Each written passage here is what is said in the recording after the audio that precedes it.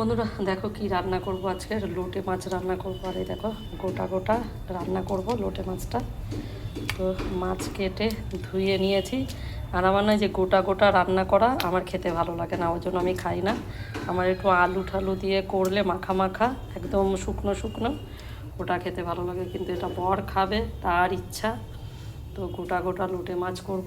আর এই দেখো এইটা প্যানের মধ্যে করব, ফ্রাই প্যানে। কেন তাহলে কি বলো তো, কড়াইতে দিলে না একটা একটা করে দেওয়া যায় না, এর মধ্যে করলে দেওয়া যাবে। তো তেল দিয়ে দিলাম। এবারে এর মধ্যে দেখো পেঁয়াজ কুচিয়ে রেখেছি আর কাঁচা লঙ্কা, এটাকে দিয়ে ভাজবো।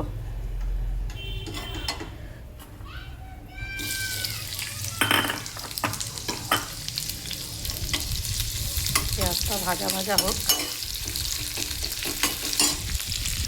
দেখো পেঁয়াজটা ভাজা ভাজা হয়ে গেছে, আর পেঁয়াজের মধ্যে নুন দিয়ে দিয়েছিলাম।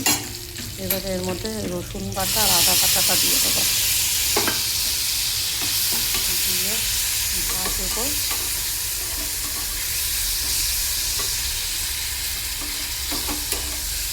রসুনটা একটু ভাজা ভাজা হয়ে গেলে তারপরে মশলা দেবো। দেখো আদা রসুনটা ভাজা হয়ে গেছে, তার মধ্যে আমি দিয়ে দিয়েছি পরিমাণ মতন হলুদ, টমেটো আর একটু লঙ্কার গুঁড়ো আর একটু জল দিলাম। কোনো মশলাটা এবারে কষাবো।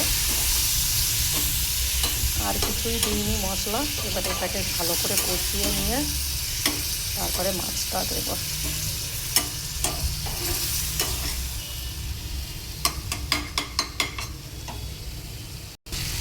দেখো মশলাটা আমার কষানো হয়ে গেছে। আর মশলা তো তেমন কিছু না, শুধু টমেটো দিয়েছি, লঙ্কার গুঁড়ো আর হলুদের গুঁড়ো আর নুন তো আগেই দিয়েছিলাম।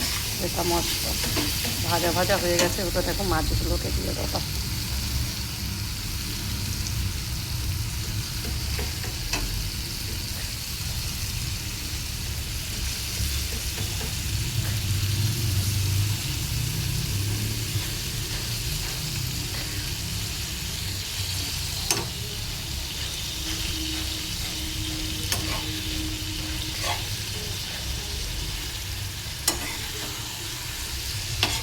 আগে নাড়িয়ে নিই, এখন নাড়ালে ভাঙবে না, কী বলো তো, আর একটু পরে নাড়ালেই ভেঙে যাবে।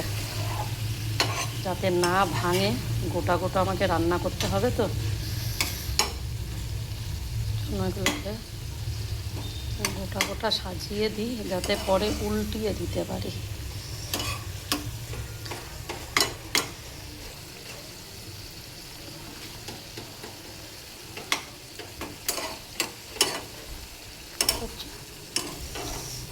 এটা এরকম করে হতে থাক।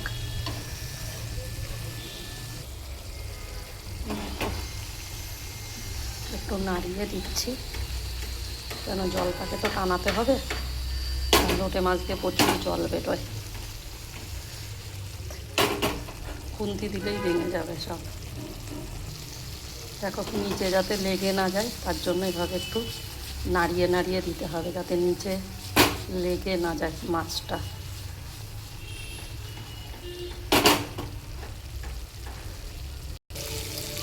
দেখো বন্ধুরা মাছ আমার রেডি। আর খুন্তি আমি দেবো না, কেন খুন্তি দিলে মাছগুলো সব ভেঙে যাবে। তো জল পুরো শুকিয়ে গেছে।